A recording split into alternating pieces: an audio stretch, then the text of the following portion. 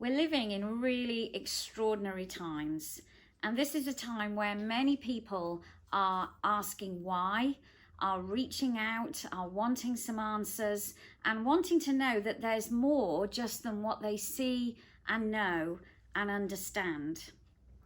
A lot of people are at this time wondering how they can pray, how they can reach out to God. Is there a God? Is there someone who they can talk to? Is there someone who will answer their prayers? Well, in this short video, we're looking at the whole series of prayer. We're looking at what prayer is, how do I pray, what's the best way for me. So we hope you'll enjoy this. Hi, today we're going to be looking at the subject of prayer. Now, I remember when I was about 13 or 14 years old praying the first prayer I had ever prayed.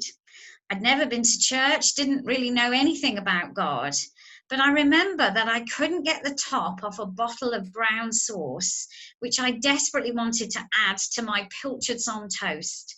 And I remember just suddenly saying to God, "Hello, my name's Andrea, although you probably already know that. Can you help me, please, open the top off this bottle?" And straight away, the bottle top came off, and that was that. That was the first prayer I ever prayed. So today we're going to be thinking about prayer, and I'm going to start with you, Eva. Eva, how do you pray? So I just talk to God like I'm having a conversation.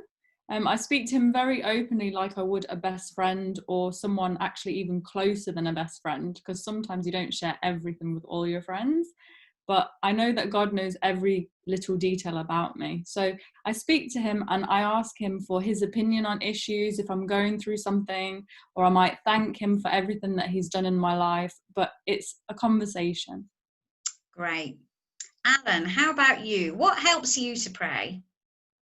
Well, I think it's important to try and come without sort of a begging bowl or a list, but actually to come in with thanks, a thankful heart, and to give thanks to God for all the good things that are in your life, and actually tell him how happy you are with what's going on, rather than just come with a shopping list and then walk away.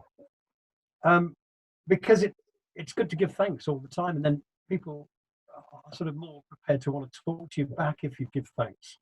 But also, it's to pray even when we don't feel like it, because sometimes you don't feel like it. You feel miserable, you feel down. That's the time to pray more than ever. And the Bible says to us to take captive every thought and try and get those negative thoughts to be blasted out.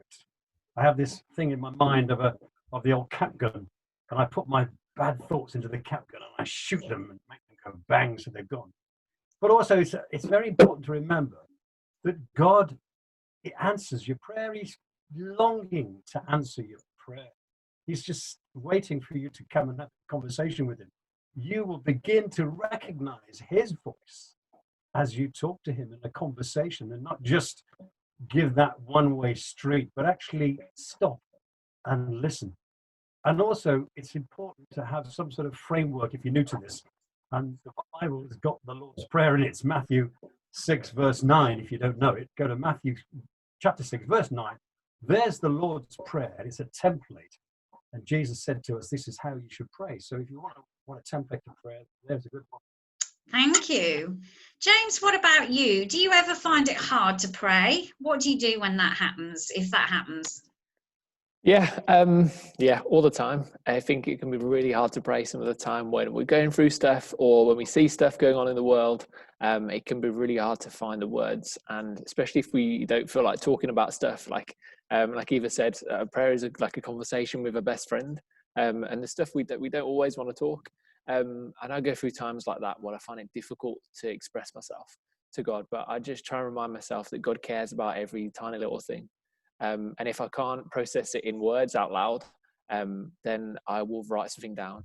I find it a lot easier sometimes just to put my thoughts on paper, in a book, or write them down and rip them up, because I know that that's my heart, those are my thoughts, that's my prayer that God can understand if I express it in a different way.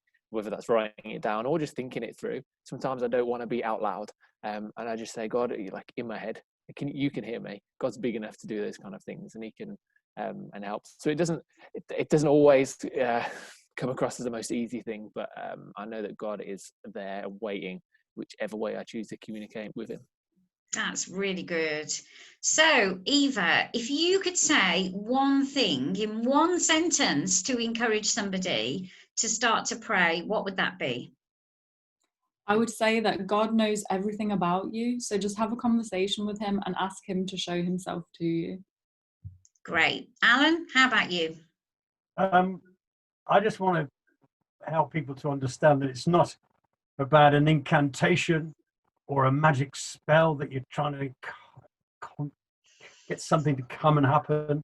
It's actually a conversation, as Ava said. It's a conversation, a two-way conversation with somebody who is desperate to talk back to you.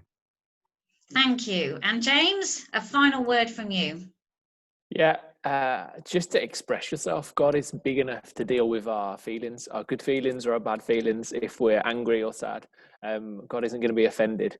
He's big enough to deal with every human emotion that we go through. So I would just encourage people to express those things as they would in a conversation, in a relationship with somebody else, because God's big enough to take that on board.